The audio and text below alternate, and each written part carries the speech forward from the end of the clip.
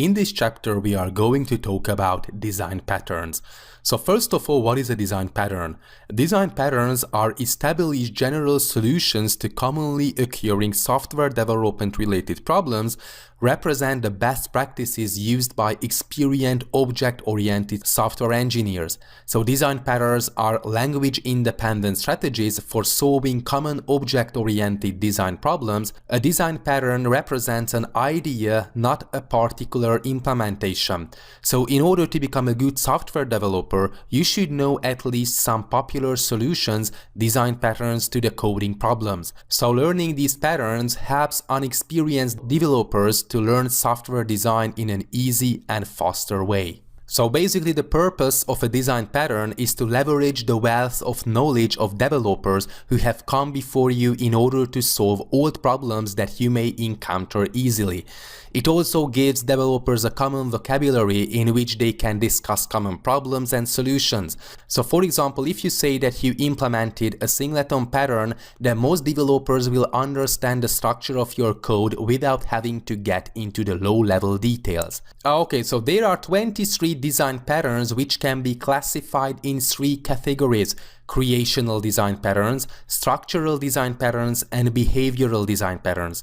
As far as creational design patterns are concerned, these design patterns provide a way to create objects while hiding the creation logic. So instead of instantiating objects directly, creational design patterns hide object creation. This feature gives the application more flexibility in deciding which objects need to be created for a given use case.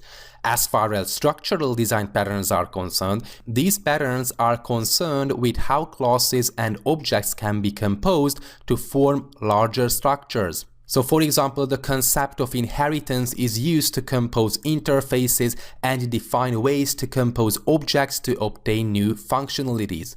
And as far as behavioral design patterns are concerned, these patterns are specifically concerned with communication between objects. So these patterns are concerned with providing solutions regarding object creation, how they communicate, how these classes are depending on each other, and how to provide flexibility as far as testing is concerned. So in the coming lectures, we are going to consider the most important design patterns such as singleton pattern, immutable object pattern, builder pattern, and the factory pattern.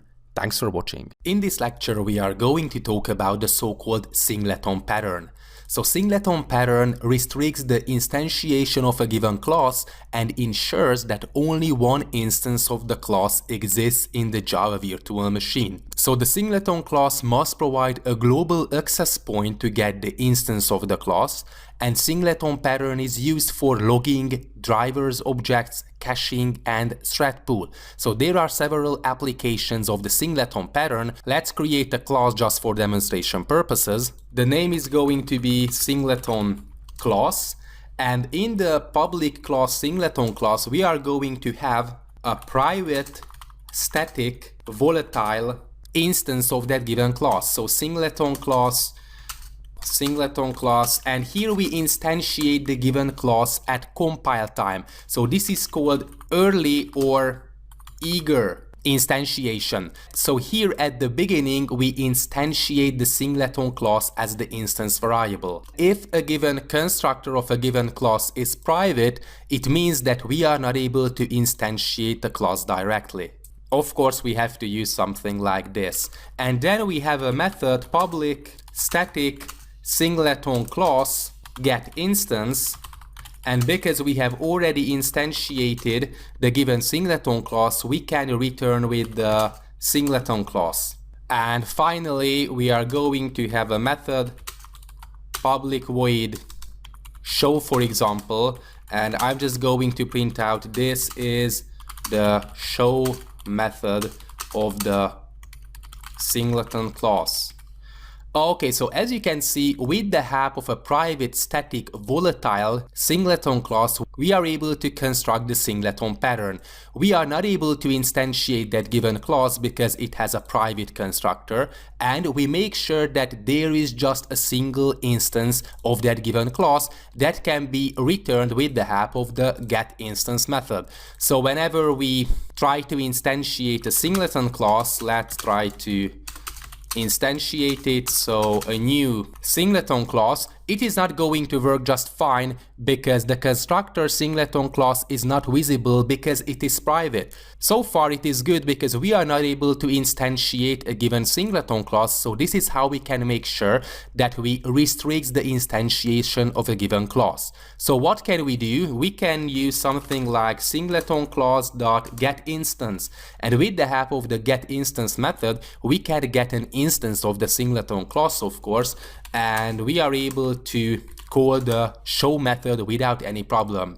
So this is how we can make sure that first of all it is working fine, and this is how we can make sure that only a single instance exists of the singleton class. Of course, because multiple threads may manipulate the same object, somehow we have to make sure that it is thread safe. So first of all, the early or the eager instantiation is not the best solution possible because maybe we don't need that given class, so there is no need to instantiate it at the beginning.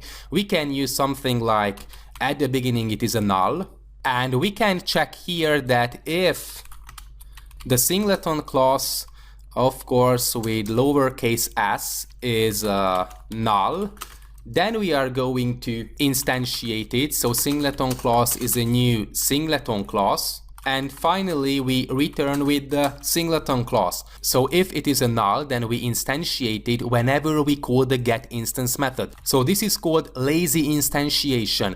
We don't instantiate it at compile time, we instantiate it at runtime whenever someone calls the getInstance method. And of course we should make sure that it is thread safe, so somehow we should construct a synchronized block. So if the singleton class is a null, then we can do something like this. We have the singleton class.class, so we lock on the class itself, and here we can instantiate the new class if necessary, and otherwise we return with singleton class. Of course the best solution is to check again whether the if singleton class is equals to a null, because threads are going to wait here in order to call this synchronized method, and maybe a given thread has already instantiated the singleton class, so the best practice is to check again whether the given singleton class is a null or not. And this is how we can make sure that the singleton class is going to be thread safe. So if I save it and run it, as you can see, again it is working fine. The crucial difference is that now it is the lazy instantiation, so we just instantiate the singleton class if necessary, so if someone calls the getInstance method, and it is thread safe, so that's no problem if multiple threads manipulate the singleton class at the same time. Thanks for watching. In this lecture, we are going to talk about the immutable object pattern. So sometimes you want to create a simple object that can be shared across multiple classes, but for security reasons, we don't want the value to be modified. This is called the immutable object pattern, so we would like to make sure that the given object's values are not going to be changed. One solution is that we could copy the object before sending it to another method, but this creates a large overhead that duplicates the object every time it is paused. So this is not the best solution possible. We are going to take a look at a concrete implementation, and it's going to be clear what's crucial that we can achieve this pattern via encapsulation, and this pattern is inherently thread safe because immutable objects never change. So there's not going to be different threads that tries to modify the values within the object, which means that it is inherently thread safe. So let's create a new class, a person class. The person will have several instance variables: private string name, private integer age, and private list of persons as friends. In the constructor, we define the string name, integer age, and the list of friends. So it is a list of persons, that the friends list. Okay, and we are going to use this dot name is equals to the name, this dot age is equals to the age, and this dot friends is equals to the friends. Of course, we have to import java.util.list. Okay, I'm going to generate the getters. So let's source and generate getters and setters, and of course we don't want to generate setters because with the help of the set methods the user would be able to modify the values, and this is the aim. We want to make sure that the values are not going to be changed, hence the object will be immutable. So we are going to generate just getters for the age, for friends, and for the name. Okay, and you may come to the conclusion that it is approximately fine. What we can do is that we may set the variables final, and with the help of the final keyword we can make sure that the values are not going to be changed. But the problem is that the list of friends is a reference, so the reference is not going to be changed because of the final keyword, but the content of the list may change. So if I do something like this, that I create a list of person, friends is a new array list, okay, and then we add, in this case, sorry for that, I'm going to modify that the list is not going to store person just for demonstration purposes, it's going to store strings, so the name of the given friend. So let's do something like this, okay, and here we add, for example, Peter, and I'm going to add some other friends, for example Adam and Joe. Then I'm going to instantiate a given person, so person is a new person. What do we have to define? We have to define the name, for example Kevin, we have to define the age, for example 30, and we have to define the friends list. So friends are going to be the input, as you can see, the name, the age, and the list of strings.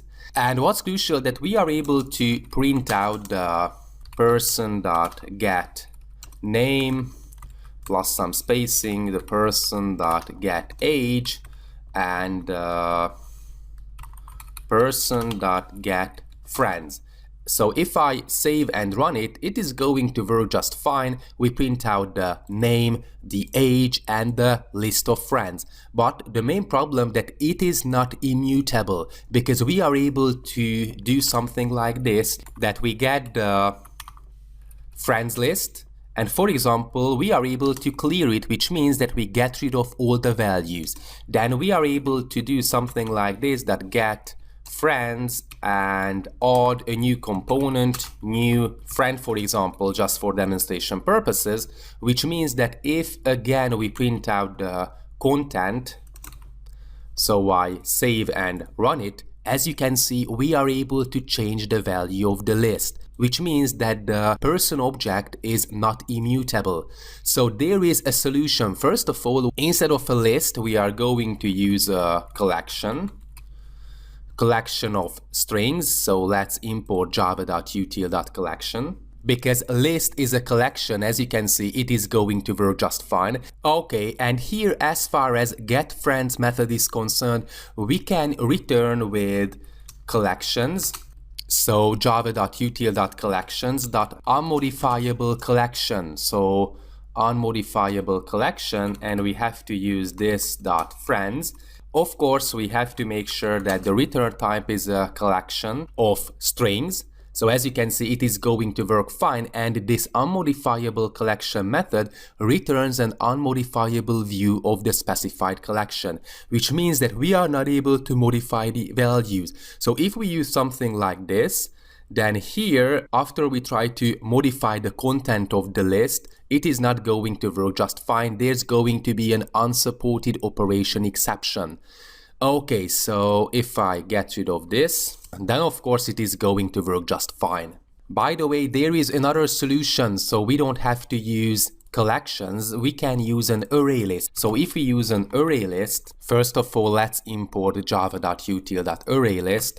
Here we specify an array list, and here we are able to return the friends.clone. Of course, we have to cast it to an array list, but the result is going to be the same. So if we save it, and of course, instead of a list, we have to use an array list like this.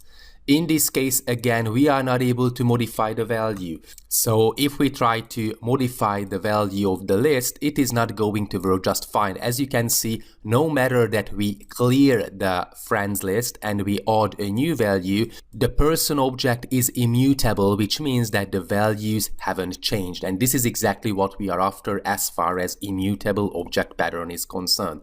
So we can use the final keywords. We have to make sure that there are no setter methods, only getter methods. And we have to make sure that whenever we use a reference, for example, a list or an array list, it is not enough that we use the final keyword. We have to make sure that either we clone the given list or we use an unmodifiable collection. This is how we can achieve immutable object pattern. Thanks for watching. In this lecture, we are going to talk about the so-called builder pattern. So the main problem is that as our data objects grow in size, the constructor may grow to contain many attributes, and dealing with several attributes is not that convenient, and basically this is why builder pattern came to be. So users who reference our object would also be required to update their constructor calls each time that the object was modified, resulting in a class that would be difficult to use and maintain. And this is why the builder pattern solved this problem, which means that we can use method chaining instead of using several parameters. The primary advantage of builder pattern is that over time this approach leads to far more maintainable code. If a new optional field is added to the person class, then our code that creates object using the person builder class will not need to be changed. While on the other hand, if we use constructors, of course we have to update the parameters and we have to update the code itself. If we use builder pattern, of course we have to add some additional code, but we don't need to modify existing code, and this is the crucial part of software engineering. So I'm going to create a new car class, and I'm going to create several field variables: private string brand, then we have the private string name of the car, then we have the private string color, we have the private integer number of doors, we have private integer horsepower, and of course they could be lots of parameters as far as the car class is concerned. So let's generate the constructor. So right click and source generate constructor using fields. I would like to use all the field variables: brand, name, color, number of doors, and horsepower. So this is how we can generate the constructor, and as you can see, this constructor has too many parameters, which means that it is not that convenient to use this constructor because you have to track that what parameter refers to what variable. So I'm going to generate the getters and setters as well for brand, color, horsepower, name, and number of doors. And I'm going to right click source generate the toString method with these parameters. So if I click OK, then as you can see, the toString method is going to print out the car with the brand, name, color, number of doors, horsepower parameters. Okay, so just for demonstration purposes, of course we can instantiate a new car without any issue. So I would like to create a new car, Ford for example. Focus, the color is going to be black, the number of doors is going to be 5, and the horsepower is going to be 125. So if we print out the object itself, then the toString method is going to be called. So this is why it is crucial to override the toString method if you want to print out the given object. And of course we get the result, which is Ford Focus with color black, 5 doors, and 125 horsepowers.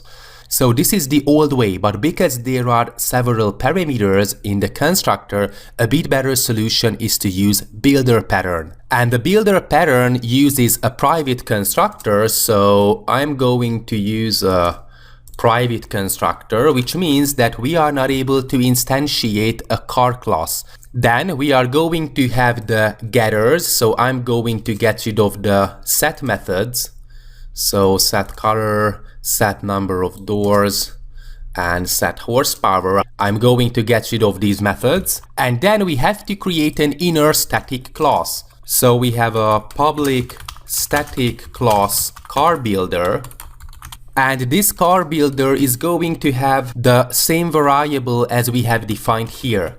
So we would like to build these variables, and within the car builder we are going to define the setters. So as you can see, outside the car builder there are get methods, and we are going to define the set methods inside the static class car builder.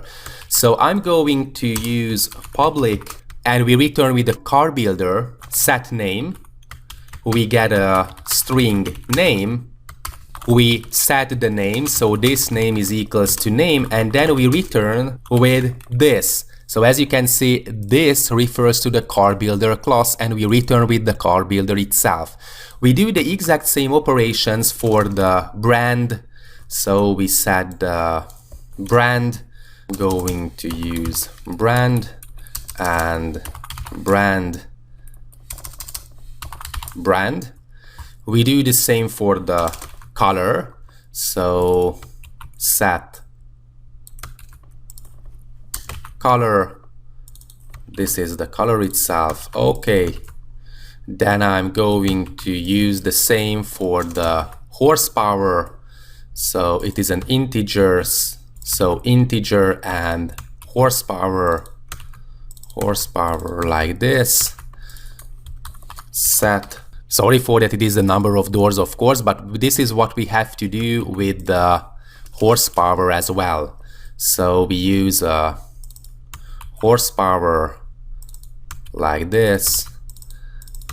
I changed the name of the method, set horsepower, and with the help of these setters we have managed to deal with all the field variables. Then we are going to create the most important method as far as builder pattern is concerned, a public car, and the method name is going to be build, and this is where we instantiate a new car. So a car is a new car.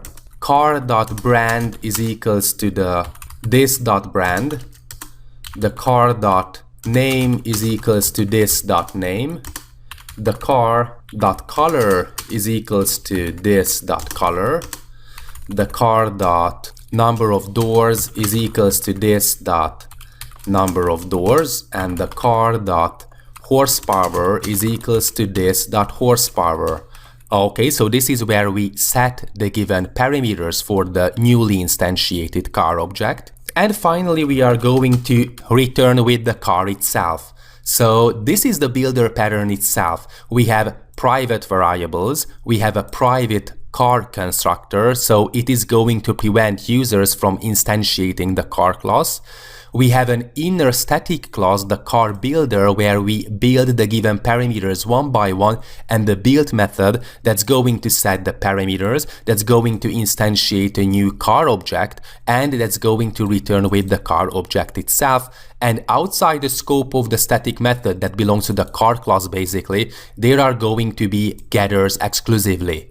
So if we save it, then we can use something like this, that instead of instantiating the car, because the constructor is private, of course we are not able to instantiate it, but we can use something like new car and car builder, and we can set the parameters one by one. The brand is going to be Ford. Then we can use method chaining in order to set the name. It is going to be Fiesta. Then we set the color, it's going to be gray. We set the number of doors to be, for example, just 3, and we set the horsepower to be 80. Okay, and finally, what's extremely crucial that we have to build the given car. So as you can see, this is a typical builder pattern. We instantiate a new car builder, we set the parameters, and finally we call the build method that's going to use these parameters in order to instantiate a new car. And if we save it and run it, of course it is going to work fine. What's extremely powerful that we don't have to specify a given parameter. For example, if we don't want to specify the color, then we just have to get rid of it and we don't have to specify it, and the algorithm is going to work without any issue. Of course the color is going to be a null. Or for example, we don't know the number of doors, then we don't specify the number of doors, the algorithm is going to be the same. So it is quite flexible. Of course the initial value is going to be 0, but anyways, this is how we can use builder pattern, and it is an extremely powerful and flexible way of creating objects. Thanks for watching. In this lecture, we are going to talk about the so-called factory pattern. So factory pattern is one of the most used design patterns in Java. It is about using a factory class in order to produce instances of objects based on a set of input parameters. It is very similar to the builder pattern, although it is focused on supporting class polymorphism. In factory pattern, we create object without exposing the creation logic to the client and refer to newly created objects using a common interface. So what's crucial that as far as the implementation is concerned, factory pattern relies heavily on polymorphism.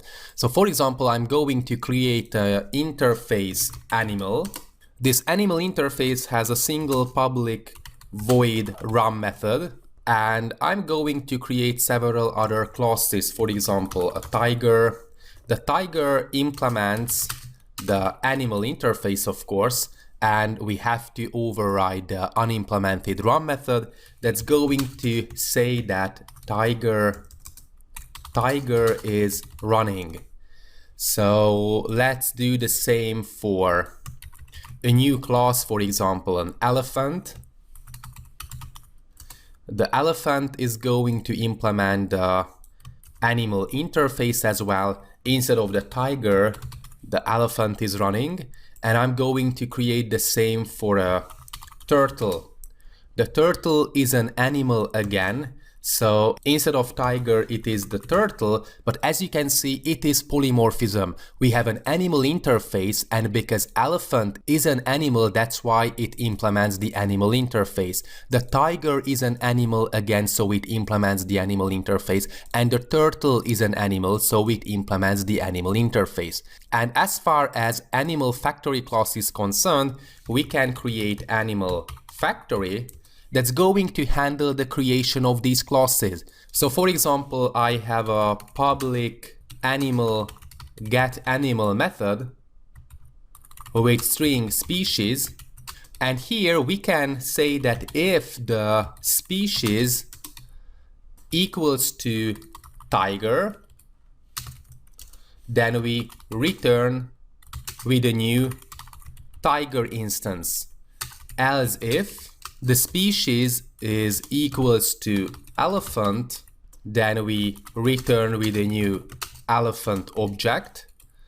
And else if the species equals to a turtle, then we return with a new turtle, and otherwise we don't know what to do, so we return with a null. So this is how the getAnimal method works. As you can see, it is a typical factory pattern that we have a getAnimal method that's going to have a species parameter, and based on the value of the species, it is going to return a new tiger, a new elephant, or a new turtle. So here in the application, we don't have to deal with the elephant class, tiger class, or the turtle class. We just have to deal with the animal factory. And the animal factory is going to handle everything for us. If we want to get a tiger, then we have to use something like animal factory get animal, and here we have to specify that we would like to get a tiger. Okay, in this case type mismatch, because tiger is an animal, so we can use polymorphism. So we can use something like this, and if we call tiger.run, The result is going to be tiger is running. Of course, we can get the turtle, for example, and in this case, just to be consistent, the name is going to be turtle. And if we save and run it, then turtle is running. So as you can see in the application.java, we don't have to deal with instantiating the tiger class or the turtle class. The animal factory handles everything, which means that we create objects with the help of the factory without exposing the creation logic. By the way, a bit better solution is to use a static method. So it's going to be a public static animal get animal method, and in the application.java class we don't have to instantiate the factory because usually we don't instantiate the factory at all. We use static methods. So we can use something like this: animal factory get animal turtle, and it is going to work just fine. We are able to hide the creation logic, and this is why factory pattern is extremely powerful. We can do the same with elephant, and then the elephant is running is going to be printed out. So this is the basic concept behind factory pattern. Thanks for watching.